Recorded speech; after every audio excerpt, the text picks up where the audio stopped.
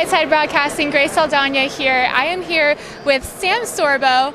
Back again. Back again. We just interviewed a couple days ago on Freedom Wire, but Sam Sorbo is an established author. She is a wonderful homeschool teacher and actress. So, Sam, I don't know if welcome. the kids would say that.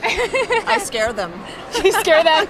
Well, you should. You're doing a good job at parenting. It is my job. It is the job of the teacher to scare the kids a little bit. Yes. Keep them in line. Yes. So you just published a new book called Words for Warriors. Words for Warriors. Fight back against crazy socialists and the toxic liberal left. Yes. So the book actually generated out of this idea that the left has taken fascism and somehow polluted it and made it right-wing. Yeah. So you'll hear the words right-wing fascist. That's an oxymoron. That doesn't exist. So I took that and I started to notice that they've taken other words in our language and they're just basically degrading our language until it's meaningless. So woman can really be anything. Even a hippopotamus, like it's crazy. Even a plant, like I don't even know anymore, and it's driving me. There is bonkers. no woman anymore to the left.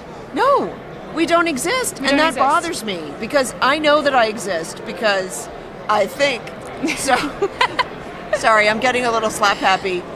We're here at CPAC, and Yes. it's crazy. It's crazy. When you go to these events, it's just back-to-back craziness. But we're so glad we got you for a few minutes here. And like you said, women, there are no women to the left anymore. It's just gender-free, gender-neutral stuff, and they're trying to take control of the language so that we can't fight on our own terms. That's correct. And so we need to put a stop to that. So conservatives need to wake up and get involved in the fight, and that's what I'm advocating for.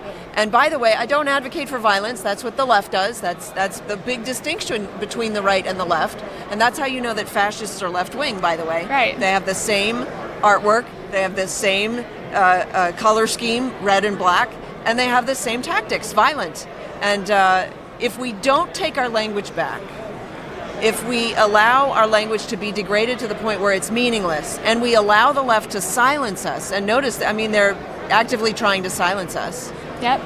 Then violence will ensue because the language is the only thing between us and violence. That's why we always try diplomacy before we go to war. Right. And you say to a child, hey, use your words, don't hit, use your words. And the left is trying to negate that, and it's a dangerous situation that we're in. It's a very dangerous situation that we're in. What would be your take on winning back the language? How do we use our words to change the culture? Well, first we have to learn what our words are. Right. We don't even know the definition of education anymore because now they've changed the definition of education to mean socialization. Yep. And that's their big thing about why they think kids should be back in school, for the social aspects. Well, if that's what it was about, then it was never about education. You see what I'm saying? Yeah, exactly. So we have to educate ourselves. That's why I wrote the book. I'm hoping that people pick it up and learn something. And by the way, it's also a lot of fun. So we've got COVIDiots in there and feargasm, and there are a bunch of fun words in there. Gaslighting is a big term that I think people don't quite understand, and so It's abused.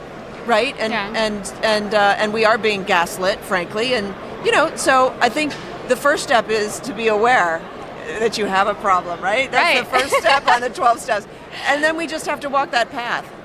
Yes, we have to walk that path, be aware, use our own words to fight back, and I think we need to be really sure of ourselves when we're talking about socialism and stuff like that. So I love that you put historical context behind some of the words that you talk about in your book. So. Right. We ought to have a better understanding about what we're talking about. And when you read this book, then when you engage in these conversations, you'll know, and you won't feel so kind of out of sorts, right? Vulnerable or what have you. Yes. So that's the goal. And it was just a lot of fun. It's #1 on Amazon. It's doing very well. People are loving it. Congratulations. That's so awesome. Yeah, no, I'm getting great reviews and great comments and great emails from people. And by the way, if you don't want to buy it on Amazon, go to samsorbo.com. I'll even sign it for you. Woohoo! Personalized copy. samsorbo.com, everyone. There you have it. Support Sam. Support winning the language back and fighting the culture war and taking control of our education system, really. So that's so important. Yes, we there's a lot of work to do in education, but that's my platform is in education, homeschooling. And if you have any questions about homeschooling, you can always go to samsorbo.com. I've got a ton of videos up there.